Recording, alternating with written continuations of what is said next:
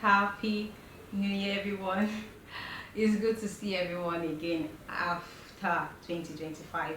And now we're in 2026. I wish everyone a happy new year. And I want to thank God for everybody, everyone. So, welcome back. So, today we have a very interesting topic for today, and the name is addiction. So, if this is your first time of seeing me, my name is Wenze Ijoma. I'm a food scientist by profession. And so we're going to be talking about addiction because addiction is food related, is drug related. So basically, anything about food, you can talk about food and drug.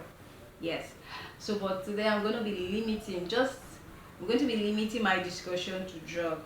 But for you, um, you can think about any food you feel that you're addicted to, any food you feel you're addicted to. Probably, I don't want to call any names because this is just a new year. So any food you feel you're addicted to, just put it in mind as we go along. So we're going to be talking about addiction and what it actually means, and you know how addiction progresses. Yes. So addiction actually is a it happens in a multi-dimensional form. It doesn't just begin today or yesterday. It takes time. So whatever we call it, it takes multi-dimensional form, or it happens in stages, multi stages, one after the other. That's how addiction starts. And with addiction, the person, whether a male or a female, whether a boy, a girl, a young man, a young woman, old or young, he or she doesn't even know that they or he or she are addicted. And so, what do we mean by that multi-dimensional or multi-stages?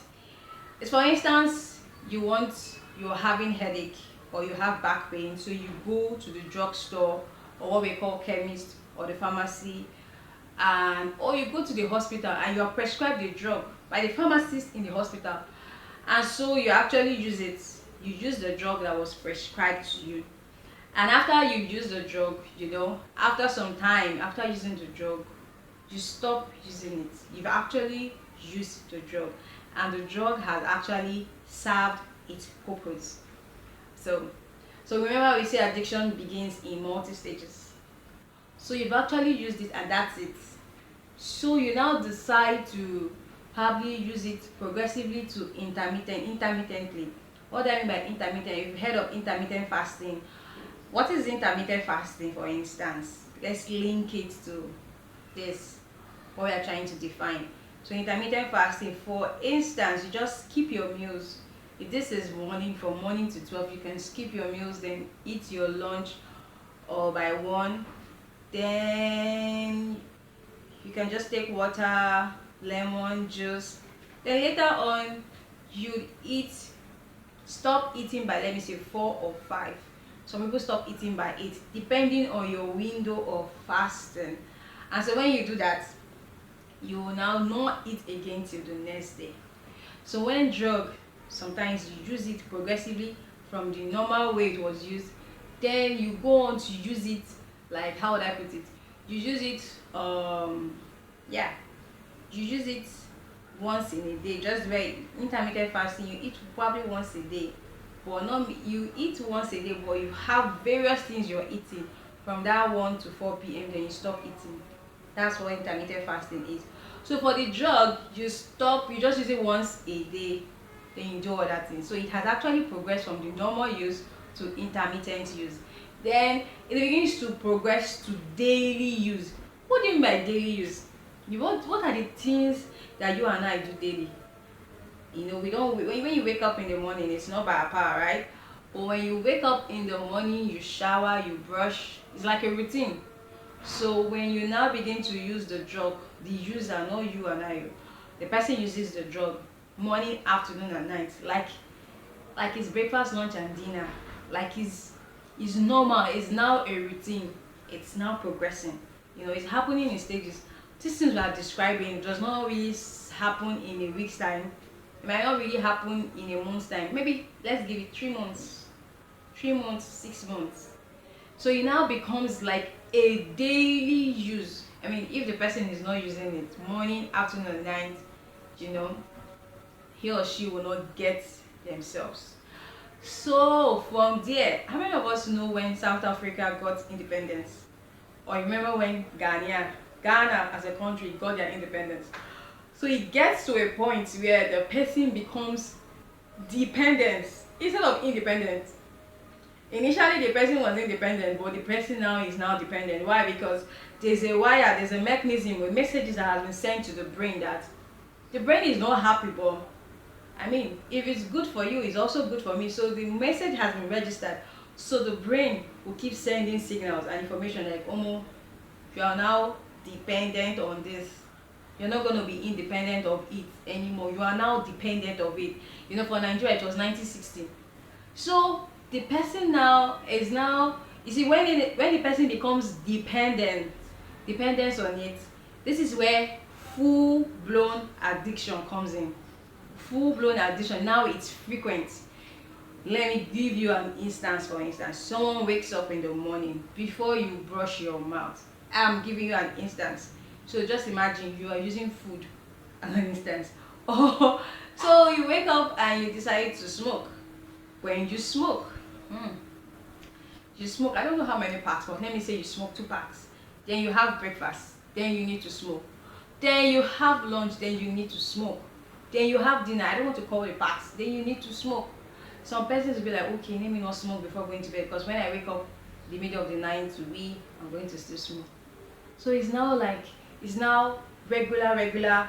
It's more like, it's now full, it's called full-blown addiction now. It's now, I don't know why I have difficulty in saying full-blown addiction. It's now full-blown addiction. And that is, you know, I give it to you, people that are addicted are just like you and I. They take in oxygen and they breathe out carbon dioxide. They have sense. They are sensible, you know. Their brain will begin to tell them, you see, you're addicted to this thing. You're now dependent on this. Don't you think you should stop? They are human beings like you and I. In fact, most of them, they have God, they have the wisdom of God. God is talking to them. Do you know, this thing I'm doing is not good. So, they are trying to like, what is happening to me? This is not how I am. This is not how it used to be for me. Then they'll be like, okay, I think I need to stop. Because they have wisdom, they have sense, they're very sensible. In fact, most of them are very rich. People that are addicted are very rich. Some are very poor. So it's not about money, wealth. Every human being was made in God's image, don't forget. So they have sense. So they'll tell themselves, I need to stop. It's okay, I need to stop. So but what happens is, for you to know that they are really addicted, they try to stop smoking today. Let me say today is Monday, stop smoking today. Then probably on Wednesday, immediately they wake up in the morning, up and grateful. Immediately they wake up, they smoke. I'm using cigarettes for instance. It could be drugs, it could be injections, it could be any other thing. So I'm just using cigarettes. So they smoke like never before. In the afternoon they smoke. Even when they're in the restroom they smoke. When it's lunch, when it's dinner, they smoke. And they tell themselves, okay, if they're supposed to take 10 packs for dinner, they'll take 5.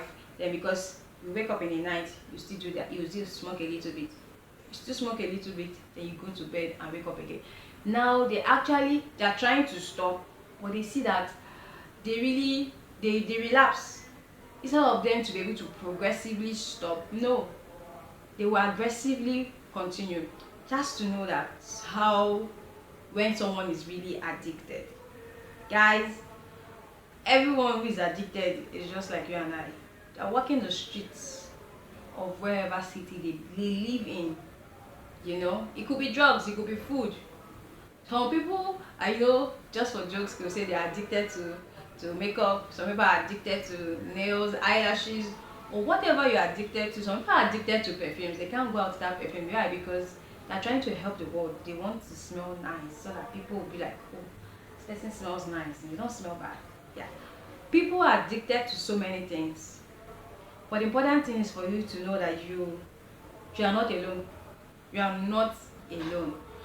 We are not saying that you should keep being addicted. We're just trying to say that you are not alone. You are actually not alone. And since you're not alone, you know there is help out there. And I also like to prefer help, because coming from someone that, you've walked the shoes before, if you've walked the shoes before, you'll be able to prefer help to people. And so that's it for today, because I'm in Nigeria, so there's now power outage. So that was it for today, guys. Everyone that has listened and watched, if this has blessed you, you know anyone, male or female, young or old, that actually needs help for counseling, I can be able to counsel as a food scientist. Yes, food scientists have counseling skills. Alright, till we meet again next time. Thank you very much. Stay blessed, everyone. Bye.